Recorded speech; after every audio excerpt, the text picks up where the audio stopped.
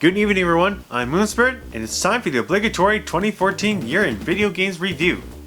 Now, I'm going to do something a little different for this. Instead of doing a top games list of 2014, I'm going to list all the games that I have played in no particular order. The reason why is because I couldn't have possibly played every single game that came out there, and by the way, I do not own a PS4 and Xbox One because I have no desire to have any of those systems. So, with all that said, there is no Infamous Second Son, no Far Cry 4, no Dragon Age Inquisition, and so on and so on. Now, I know they're on the PS3 and Xbox 360, but those systems are about to be left behind in the future anyways, and I'd rather play them on the PS4 or something like that. So, with all that said, these are the games of 2014 that I have played. Number 1. Wolfenstein The New Order. Initially, I wasn't too keen about this game after my past playthrough of 2009's Wolfenstein, only because that game was okay at best. But I finally caved in and bought it for the 360, and it blew my mind on how captivating this game was. Unlike its previous installment, this actually had a more cinematic feel to it, and I really appreciate its conveyance of an alternate history of the Nazis controlling the world. The game's levels are so huge in scope in comparison to the tiny corridor levels of its predecessor. You really feel like you're in a Nazi-controlled state everywhere you go, making you all the giddier when you slay them all, both stealthily or guns a-blazing. The game has a branching story in the intro, albeit just only one, giving you more reason to replay this game. Some of the weapons like the ever-upgrading laser cutter was pretty neat, and the world and lore it brings is engrossing, and I still haven't finished this game. I can definitely say that I'm glad to have bought this when I did. Therefore, this game is a Das Ubert buy. Get this game when you can, and be on the lookout for that special Wolfenstein 3D Easter egg.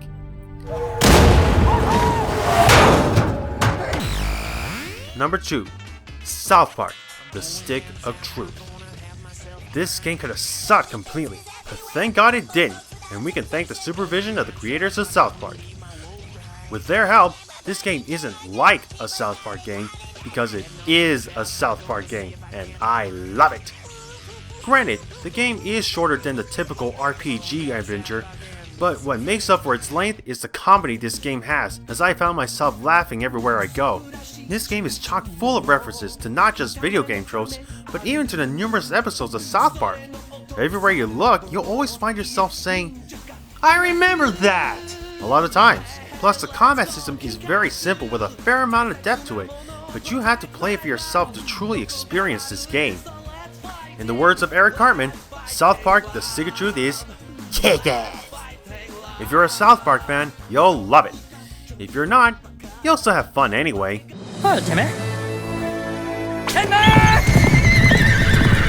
Number 3. Watch Dogs. Boy, the hype for this game was ginormous when we first saw this in E3. When we saw that trailer, the only words to come out from all of us were, "Here's my wallet, here's my money, take it, take it, take it!" So when I got this game and played it, I was hooked! But hours later into the game, I was slowly let down and the hype was no more. Now don't get me wrong, this game is not terrible by any means. I still loved exploring Chicago, as not many games let you explore the city. Think of this game as GTA with elite hacking skills, and it really makes the city your playground with your Uber phone. You can infiltrate gang hideouts, hack into people's homes, find hidden weapon caches, and even learning a little bit of Chicago's historical landmarks. It's little things like this that make me appreciate the effort they put into this game. The only reason I don't like this game that much is because the story and the main character are just so bland, and I swear I've seen this trope a million times before in other video games and movies. So in short, I'd say, watch out for this game. It's still a good game, but do not believe the hype. Number 4. Shovel Knight. Or as I like to say, Shovel Knight! I regret not helping kickstart this game, as I never realized how great this game truly is. In fact, this could be my choice as Game of the Year of 2014. I bought this game twice, once on my 3DS and another for my Wii U. Why? Because this game is that great, and Yacht Club games deserve my money.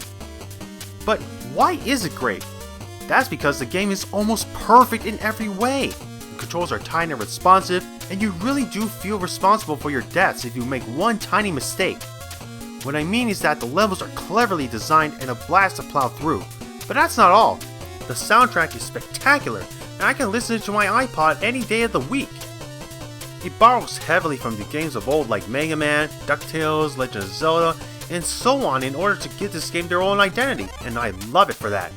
I just cannot express how much I love this game. In short, dig in and buy this game. Here's to the future for Yacht Club games, as well as a sequel for Shovel Knight. Number 5. Super Smash Bros. On Wii U. What? I don't need to explain how awesome this game is because it really is. I got the Wii U just for this. Go get this game. You need to get the Wii U because the time is now. Go! Number 6. Borderlands, the pre-sequel. I love the Borderlands series as a whole, mainly because of their charm, but does this game knock the other two out of the park? Not really, but that doesn't detract me from having fun with this game anyway.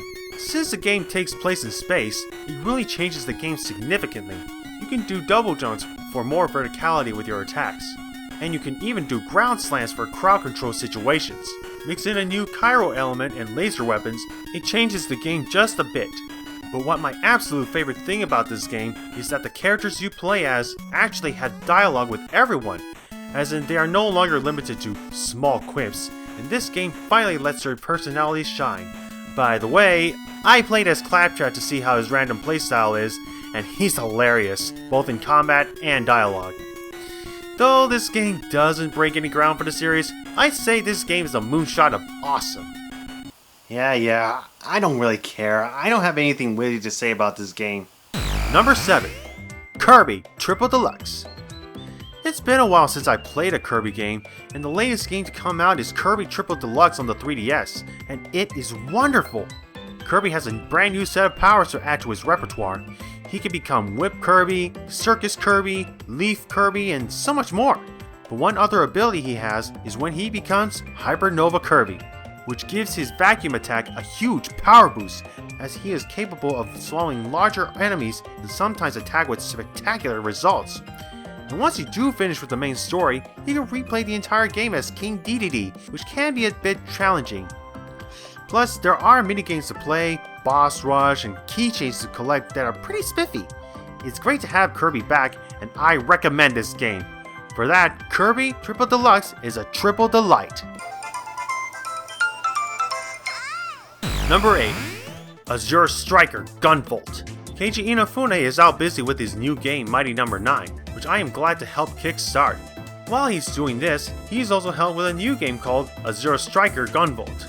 This is a game that harkens to the glory days of the SNES titles, as you'll get Mega Man X vibes from this. The game is frenetic in a good sense, and it can be pretty challenging when need be. As the title states, you have the ability to use electricity, and it can be used as an offensive and defensive way with satisfying results. Plus, you can gain new powers and gear as you progress through the game, like unleashing an electric bayonet, double jumping, or increase your damage output. You can also replay already beaten levels to try out challenges to reap the rewards for better gear. I definitely had a lot of fun with this one, and there is definitely a lot of replayability here. If you love Mega Man X, you'll love this game. That's why I'd say, make like Metallica and ride the lightning! And get this game on the 3DS Nintendo eShop. Number 9. Shante and the Pirate's Curse. Shante was a cult classic on the Game Boy Color, which sparked another title on the DS, though I have yet to try them out. But now there is a new game entitled Shante and the Pirate's Curse, and it's fantastic, as expected from way forward. The game plays like Metroid, as you will travel to different islands and gain new abilities. I love the art style, as it almost feels like I'm playing a Saturday morning cartoon, and the music is fun to listen to as well. But hot damn, does Shante fill out that outfit, as expected from a belly dancing genie. There is so much to explore, so much things to collect, and so much to do. This platformer has a lot of charm to it, and it is something you should not miss. With that said, Shante and the Pirate's Curse is a scintillating treasure, and is available on the 3DS and Wii U. Be on the lookout for its new outing, Shante and the Half-Genie Hero, coming soon. Well, those are the games of 2014 that I played, but I am not done yet. There are a few games that I have played, but I haven't fully played them enough to warrant my full thoughts on them. So, here are some quick thoughts on some more games of 2014 to note. Number 1. Donkey Kong Country Tropical Freeze. Because I just got in a Wii U for Smash Bros., I only played this game for an hour and beaten one world, and I can already tell this game is splendid. Playing with the different Kongs were a lot of fun, as you'll sometimes need to strategize on which Kong to use based on their different abilities. The levels are very intricate to explore, and the platforming is excellent. With that in mind, I can't wait to play more soon. Number 2. Bravely Default. Many claim this game to be one of the best JRPGs out there in a long while, and I just got this only a few months ago and played a few hours of it. I gotta say that I am pretty impressed for Square Enix, though the same can't be said for their other main series, Final Fantasy XIII! It brings a risk over reward mechanic to the combat to spice things up, and I can really appreciate that. Plus, you can change up your character's abilities on the fly. Right now, I'll finish this game eventually, as I just explored my very first dungeon. Number 3. Thief. This franchise has a wonderful past, with many regarding these games as one of the best stealth games out there. So when the next gen title came out, it largely got a big meh out of everyone, me included. This game feels more like Dishonored, but dumbed down. Finding loot is gratifying though, like unlocking safes or looking behind hidden paintings. My only problem so far is the protagonist is kind of a cliched dark brooding character. Granted, I only played the few first levels of the game, but I have a feeling this game is going to disappoint. Number 4. One Piece Unlimited World Red. This game is definitely meant for the hardcore One Piece fans, and I'm proud to be one of them. With that said, this game is clearly not something everyone will enjoy. For starters, the combat is kind of repetitive, and the camera is not necessarily your friend half the time. There is a huge collectathon for the many things you'll need to gain new gear and whatnot, and there's a whole lot to do like fishing, catching bugs, and assorted minigames. Plus, you have a town to help renovate, and leveling up the Straw Hat crew is pretty cool. All in all, I recommend this game if you're a fan of the series. Otherwise, you might not like this at all. Number 5. Tales of Xillia 2. I only played the first hour of this game and that's about it. The only gripe that I have with this game so far is the main protagonist is nearly silent, and yet he's limited to a 2 to 4 word vocabulary when he does speak. But that doesn't say much since I did play for 1 hour, and for JRPGs like this, that's just a fraction of things to come for this epic game, and I expect things will get better soon. Number 6. Diablo III Ultimate Evil Edition. Call me a blasphemer because I never played the Diablo series ever. I wasn't interested in the RPG back in the day, but I'm well aware of its second iteration's great reputation, and I do plan to try it out in the future. In the meantime, I had my way with it on the 360, and I gotta say, I'm mighty impressed with this RPG from having it being ported onto consoles. The controls are great, as it actually feels like a console game, though I'm sure the PC game is highly superior, but my computer is a piece of crap and I do not know how to upgrade or build computers. But regardless, get this game if you've never played Diablo 3 and I'm sure you'll enjoy it. So there you have it. I really wish I could have played more video games, but maybe as 2015 goes by, I'll get to them eventually and maybe get a next-gen console, but who knows what 2015 will bring. So far, we got the likes of Legend of Zelda on the Wii U, Batman Arkham Knight, and even Mighty No. 9. I can't wait for those games, that's for sure. Until then, I'm Moonspirit saying, here's to 2015, everyone! Hey guys, thank you so much for watching my video and checking out my channel. Let me give you guys a quick update on my channel as I got plans for 2015. I already got a retro game review coming up as I've been working on this prior to my year in review video. But after that, I'm going to change the format of my review show just a bit to try and stand out. You'll see what happens in the future. I also plan to do some top 10s and a new show that I like to call The Sum Up, which is kind of a hyper-edited gameplay show, but I'll show you my pilot really soon. And I also been thinking about my reviews when I did with BioShock and Dead Space. I mean, these reviews are fine, though they would have worked better when the game actually came out. So instead, I'm going to do an analysis of sorts of my experiences with popular franchises like those and try to tell you why I think they are good and how they changed my life and whatnot. But we'll see what happens. Well, that's all I gotta say, so until then, I'm Moon Spirit saying good night.